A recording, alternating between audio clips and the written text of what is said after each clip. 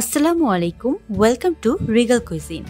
আজকে আমি আপনাদের জন্য খুবই লোভনীয় একটি রেসিপি শেয়ার করব, আর সেটি হলো বিফ চাপ বা গরুর মাংসের চাপ। এটি তৈরি করা খুব একটা কঠিন কিছু নয়, চাইলেই খুব সহজে বাসায় তৈরি করে নিতে পারবেন।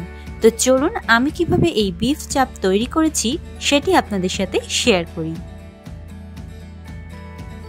প্রথমেই আমি চাপ তৈরির জন্য এমন পাতলা করে বিফ নিয়েছি টোটাল 500 গ্রাম। তো তারপর একটি ছুরির পেছন পাশ দিয়ে মাংসটাকে আরেকটু ফ্ল্যাট করে নিব।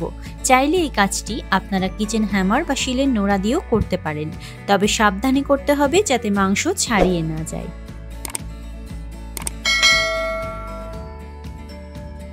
এভাবে সবগুলি পিসই করে নিয়েছি।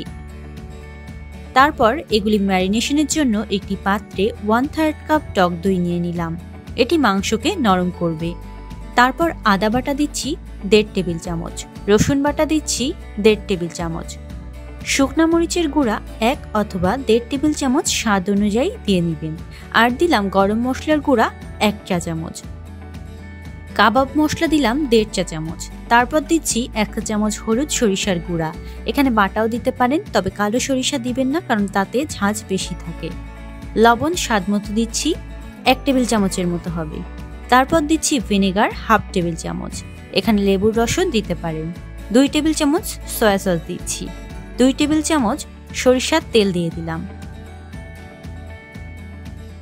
সবশেষে দিচ্ছি 1/4 কাপ শুকনো তাওয়ায় ভেজে নেওয়া বেসন। এবার সবকিছু মিক্স করে নিচ্ছি।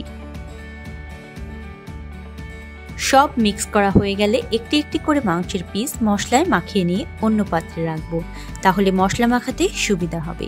আর এই ফাঁকে বলে রাখি, আমার ভিডিওগুলি ভালো লাগলে লাইক, কমেন্ট এবং শেয়ার করবেন। আর ফেসবুক পেজ থেকে দেখে থাকলে প্লিজ আমার ফেসবুক পেজটি ফলো করবেন, এবং ইউটিউব থেকে দেখে থাকলে প্লিজ আমার চ্যানেলটিও সাবস্ক্রাইব করে বেল বাটন অন করে রাখবেন। তো আমি সবগুলি মাংসে মশলা মাখিয়ে এই পাত্রেই আবার ট্রান্সফার করে নিয়েছি। এবার ঢাকনি দিয়ে ঢেকে ফ্রিজের নর্মাল চেম্বারে 3 থেকে 4 ঘন্টার জন্য রেখে দিব।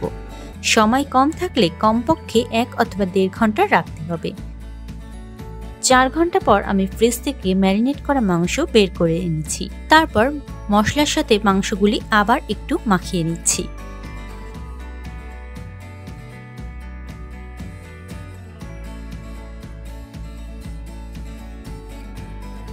মাখিয়ে নেওয়া হয়ে গেছে, এবার ভাজার পালা। তার জন্য প্যানে বেশ কিছুটা তেল নিয়ে গরম হলে এতে একে একে মাংসের টুকরাগুলি দিয়ে দিচ্ছি। এক পাশ কিছুটা ভাজা হয়ে আসলে তারপরই আমি আরেক পাশ উল্টাবো।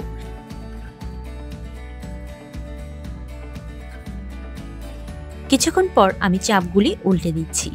চাপগুলি ভাজতে মোটামুটি 12 থেকে 14 মিনিট লাগবে।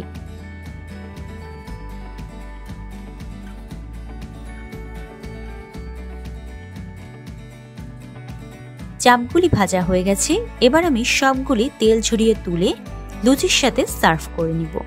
দেখুন তৈরি হয়ে গেল অনেক ইয়ামি বিফ চাপ।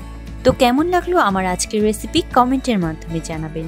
ভালো লাগলে লাইক, শেয়ার করবেন। আর আমার চ্যানেলে নতুন হয়ে থাকলে প্লিজ আমার চ্যানেলটি সাবস্ক্রাইব করে আমার পাশে থাকবেন।